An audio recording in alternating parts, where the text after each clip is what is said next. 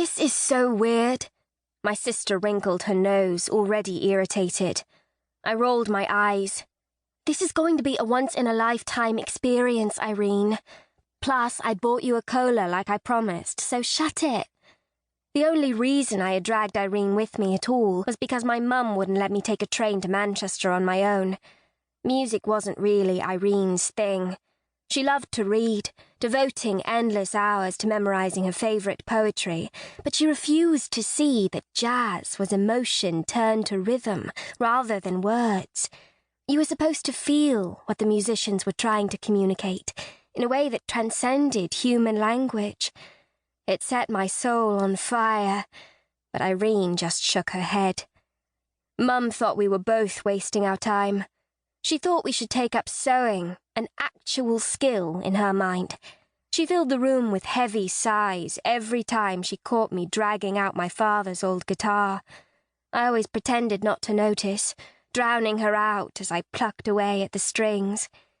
Really, the only reason Mum let us go to Manchester at all was that she swooned every time Muddy Waters came on the radio. I just don't understand why they aren't doing a proper show in London, Irene whined. We had to come all this way, and now we're sitting in the rain by a crummy old train station. I couldn't argue with that, so I just ignored her. No matter how much she complained, I was about to see the true legends of rock and roll perform, here all the way from across the pond for such a brief time. I was going to be sharing the same air with my heroes. They could have performed in the toilets for all I cared. This would still be the best day of my life.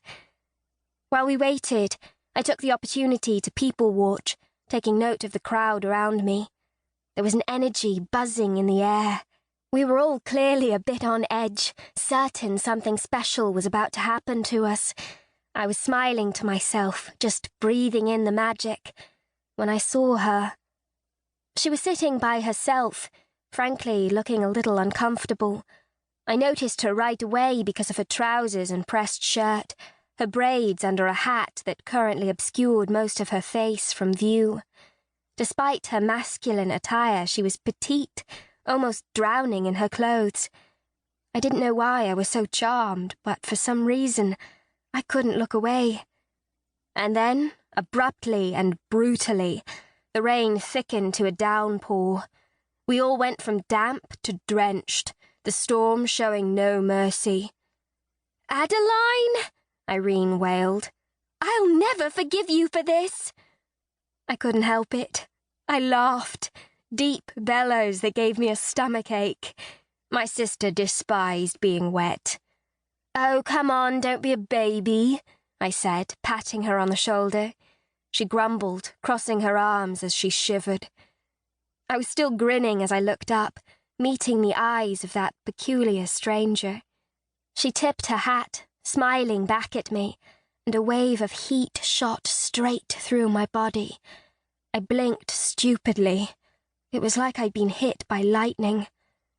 Before I could wave or even swallow, the crowd broke out into applause, and she turned back to the stage. Feeling somehow out of breath, I shifted my gaze and realised that Sister Rosetta Tharpe had arrived in a carriage. "She's here!" I gasped, grabbing Irene's arm. This was it. The moment we were waiting for. The reason we had come to Manchester. My heroine. Sister Rosetta Tharpe had changed music around the world. Listening to her records, I felt something stir in me that I didn't feel listening to anyone else. And when I read that she had loved both women and men, something clicked that I had never quite understood about myself before. And now, here she was, strapping on a guitar. As she began to play along with her band, singing Didn't It Rain, I suddenly felt my purpose in life. I knew I needed to awaken emotion in people the same way Sister Rosetta had done for me. I'd never find happiness with anything less.